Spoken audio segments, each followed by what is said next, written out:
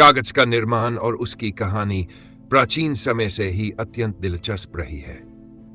कागज का आविष्कार लगभग 2000 साल पहले चीन में हुआ था और इसे बनाने का श्रेय चीनी विद्वान त्साई लुन को दिया जाता है।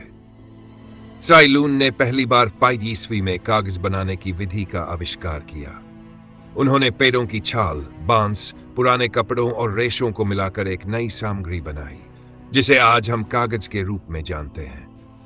त्साई लुन के इस आविष्कार ने चीन में एक नई क्रांति ला दी, क्योंकि अब लोग अपने विचारों को आसानी से लिख सकते थे और उन्हें संरक्षित कर सकते थे।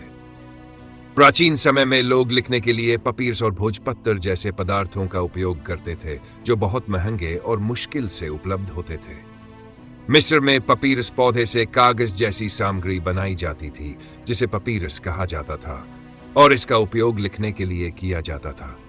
भारत में भी प्राचीन समय में भोजपत्र का प्रयोग होता था, जो एक विशेष प्रकार के पेड़ की छाल से बनता था। हालांकि यह सामग्रियां इतनी सुविधाजनक और टिकाऊ नहीं थी जितना कि कागज बना। चीन में कागज का आविष्कार होने के बाद इसे मध्य एशिया और अरब देशों तक पहुंचने में करीब 66 से 64 साल लग गए। 7 ईस्वी में चीनी कैदियों ने अरब देशों में कागज बनाने की तकनीक का खुलासा किया। इसके बाद यह तकनीक धीरे धीरे यूरोप पहुंची और वहां कागज का उत्पादन शुरू हुआ। 18वीं सदी तक यह तकनीक पूरी दुनिया में फैल गई और कागज एक मुख्य लेखन सामग्री बन गया। कागज बनाने की प्रक्रिया भी समय के साथ विकसित होती गई। पहले पेड़ की छाल, पुराने कपड़े और रेशों को पानी में भिगोकर मिक्सचर बनाया जाता था। इसे बाद में पल्प के रूप में तैयार किया जाता था और फिर इस पल्प को सांचों में डालकर पतली शीट बनाई जाती थी, जिसे सुखाकर कागज में बदल दिया जाता था। कागज बनाने की इस प्रक्रिया में मेहनत और समय अधिक लगता था, लेकिन इसके माध्यम से उच्च गुणवत्ता का कागज प्राप्त होता था। औद्योगिक क्रांति के दौरान कागज बनाने की प्रक्रिया में और भी तकनीकी सुधार किए गए। मशीनों के आविष्कार के बाद कागज का बड़े पैमाने पर उत्पादन संभव हो सका। यूरोप और अमेरिका में कागज की मिलें लगाई गई और मशीनों की मदद से कागज बनाना सस्ता और आसान हो गया।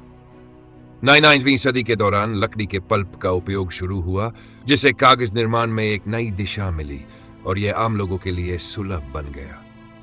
आजकल कागज का निर्माण पर्यावरण के लिए एक चिंता का विषय बन गया है, क्योंकि इसके लिए पेड़ों को काटा जाता है।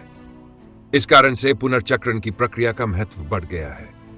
पुराने कागज को पुनर्चक्रित करके नया कागज बनाना पर्यावरण के अनुकूल होता है और पेड़ों की कटाई को भी कम करता है। इसके अलावा आजकल बांस, गन्ने की खोई और अन्य प्राकृतिक पदार्थों से भी कागज बनाने के प्रयोग किए जा रहे हैं, ताकि पर्यावरण पर इसका असर कम किया जा सके। कागज ने मानव समाज को कई तरह से प्रभावित किया है।